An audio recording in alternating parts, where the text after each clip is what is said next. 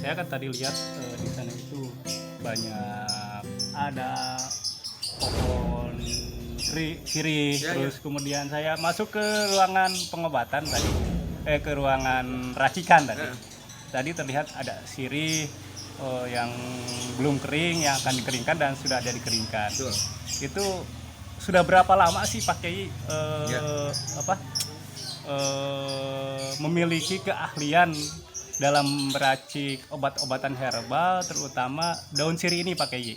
Ya, saya sudah hampir lebih dari 26 tahun ya, sejak tahun 96. Ini warisan dari keluarga. Jadi keluarga kami ini memiliki tradisi untuk mengobati, betul-betul hasil tradisi dari jamu pengolahan tradisi Sunda. Maka disebut etnofarmaka Prabu Siliwangi. Etno itu etnis, farmaka itu pengobatan etnis dari suku Sunda. Ya, jadi ini warisan dari keluarga sejak kecil, dan sejak tahun 96 saya sudah menerima pasien-pasien yang utama untuk diobati dengan obat-obatan herbal, daun-daunan dan rimpang, ya, tumbuh-tumbuhan yang ada di sekitar kita.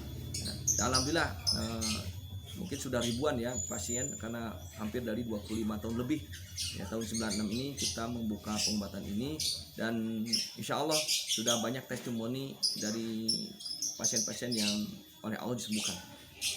Pak Kiai, sejauh ini sudah berapa, dari mana saja sih pasiennya? Kalangan, termasuk alamatnya lah Pak Kiai. Jadi ya untuk Indonesia ini hampir semuanya ada ya, dari Kalimantan, dari Sumatera, dari Ambon, Maluku, dari Bali, dari Jawa Timur, Jawa Tengah, Jawa Barat, Jakarta, Banten, bahkan dari luar negeri, termasuk dari Jerman, dari Singapura, dari Malaysia, dari Brunei. Ini sudah berapa kali, cuma terhenti 1,5 tahun ini gara-gara COVID, jadi mereka tidak melanjutkan ya. Jadi alhamdulillah kalau pasiennya sudah banyak juga dari mancanegara yang berobat ke kita, gitu ya.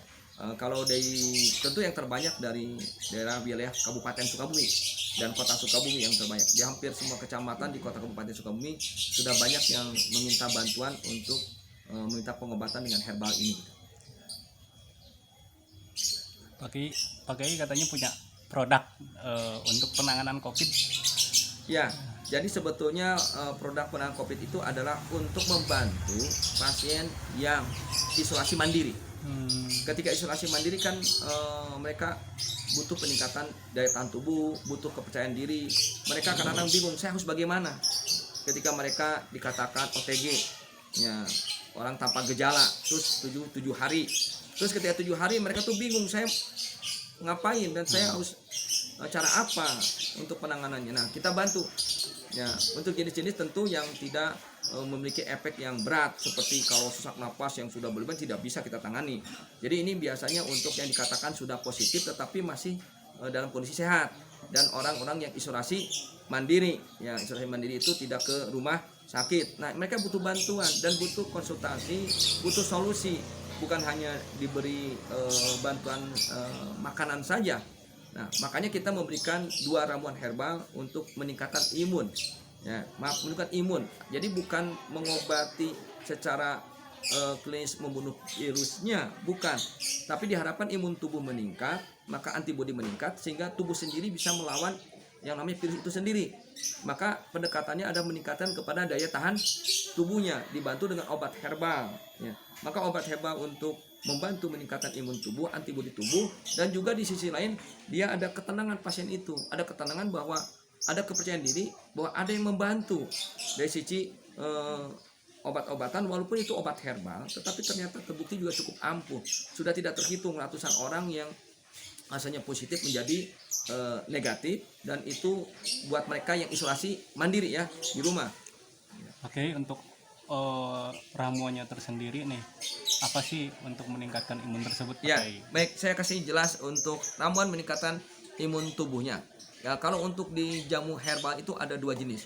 Satu adalah meningkatkan imun tubuh, antibodi kita meningkat, daya tahan tubuh kita meningkat. Ini ada 7 ramuan.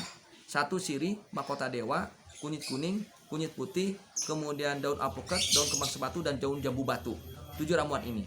Dengan formula perbandingannya sirih 5, mahkota dewa 10, kunyit putihnya 15, kunyit kuningnya 15, daun alpukatnya 10, kembang sepatunya 10 dan daun jambu batunya 5. Itu udah menjadi formula kita ya. Kemudian ramuan yang kedua adalah untuk membersihkan dari dahak ya. Dari dahak ini kita menggunakan daun kembang sepatu untuk paru-paru. Ini obat herbal dari zaman dahulu dipakai terutama untuk batuk.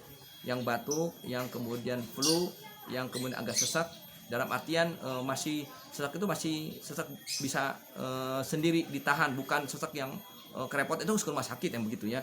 Nah ini untuk mengurangi tadi caranya adalah bagaimana, yaitu 2 sendok serbuk daun kembang sepatu dicampur dengan 1 gelas air hangat, lalu campur madu 2 sendok. Semua ramuan harus pakai madu yang tadi. Jadi ada 2 untuk orang yang isolasi mandiri, itu jamu herbalnya kita kasih 2. Dan itu kemudian mereka kan susah cari 7 ramuan tadi, tidak perlu, kita sudah buat dalam bentuk campurannya.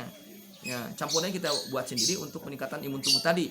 Dan kemudian daun kembang sepatunya pun sudah kita buat serbuk. Jadi ada 2 dia minum. Sehari 3 kali, pagi, siang, dan malam. Itu untuk terapi dari kita untuk jamunya. Dan ada terapi mandiri yang harus dia lakukan. Ya, salah satu yang harus dilakukan selain daripada itu yang tadi saya sampaikan, ada 2 jenis ramuan tadi. Dia dalam 1 hari 3 kali itu harus ditetes lidah dengan minyak kayu putih. Ya, tetes lidah dengan minyak kayu putih lalu diminum, ditetes ke lidah, diminum oleh 1 gelas air hangat. Kemudian dia harus menghisap ramuan daun sirih sekitar 5 lembar, dicampur dengan 1 gelas air hangat, diaduk-aduk sampai berubah warna, lalu kemudian diisepin seperti wudhu ke hidung, lalu dikumur ke tenggorokan sampai ke tenggorokan, dikumur-kumur dibuat. Nah itu tambahannya lagi untuk yang isolasi mandiri. Selanjutnya kemudian tentu makanan yang bergizi 4 sehat 5 sempurna. Dan kemudian ditambah juga dengan meminum air kelapa muda untuk menambah cairan dalam tubuh. Sehari minimal 2 kali, pagi dan malam hari meminum air kelapa muda. Dan insya Allah tentu ikuti aturan pemerintah, jaga protokol kesehatan, cuci tangan, pakai masker, kemudian jaga jarak, lalu kemudian istirahat yang mencukupi, lalu kemudian berjemur, dan itu tetap dilakukan. Tapi minimal pasien-pasien yang terdampak kena positif yang masih bisa mandiri, artinya tidak membutuhkan pertolongan gawat darurat, itu bisa teratasi dengan yang tadi ya. Kecuali tadi yang sudah sesak napas, sudah nggak bisa apa, itu harus ke rumah sakit, tidak bisa ditangani oleh kita ya.